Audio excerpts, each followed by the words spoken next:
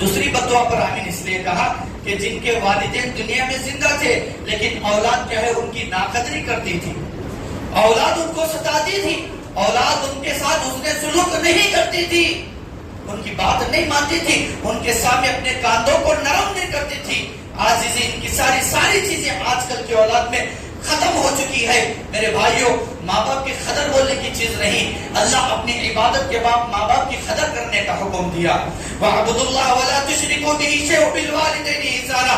میرے عبادت کے ساتھ ساتھ تم اپنے ماں باپ کی بھی قدر کرو، تم اپنے ماں باپ کی بھی عزت کرو. جبرائیل نے اگر بددعا کیے کہ لعنت ہو اس کی زندگی میں کہ وہ اپنے ماں باپ کے ساتھ رحم سلوک نہیں کرتا.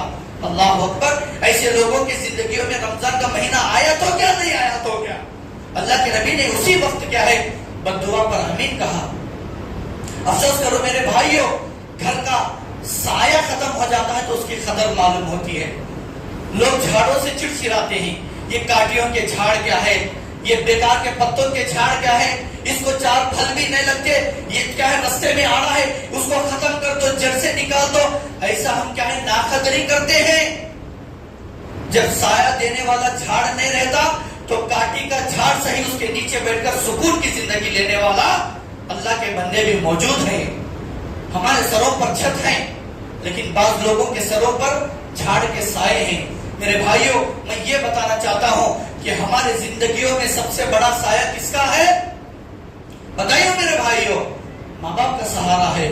یہ سر سے اگر سایہ ختم ہو گیا سمجھ لو تمہارا گھر نہ رہا بلکہ تمہارا گھر قبرستان بن کے رہے گا.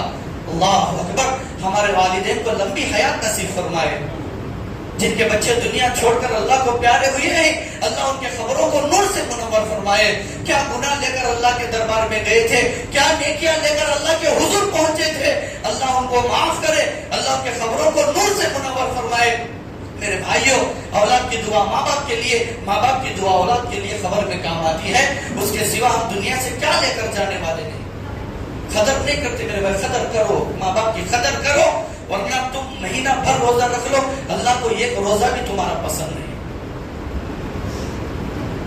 اللہ کو ناراض کر کے، ماں باپ کو ناراض کر کے، جس نے زندگی 100 سال کی دی ہے، دونوں کو ناراض کر کے ہم کیا جنت کو راضی کر سکتے ہیں؟ اللہ کے نبی صلی اللہ علیہ وسلم نے اس بددعا پر آمین کہا. ماں باپ کو جھڑکی دیتے ہیں جبکہ اللہ نے کہا اف ولا تنہرہما. تیرے ماں باپ کی خدمت کو تو نے نہیں دیکھا، ماں کے پیٹ میں تھا، کیا زندگی تجھے معلوم تھی؟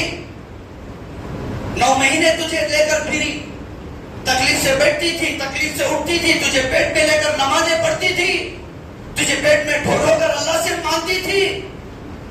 تیری ماں بوڑھی ہوگی تو حقیر نگاہ سے دیکھتا ہے. تیرے باپ چلنے کا قابل نہیں بنا، لکڑی کے سہارے پر ہے. کیا تو اتنا بڑا ہو کر بھی تیرے باپ کا سہارا نہیں بن سکا؟ تیرے باپ کا ہاتھ پکڑ کر تو مسجد کو لے جا نہیں سکا؟ میرے بھائیوں، ماں باپ کی قدر کرو. 100 سال اللہ بھی دے، 100 سال رمضان بھی آئے، کوئی فائدہ نہیں.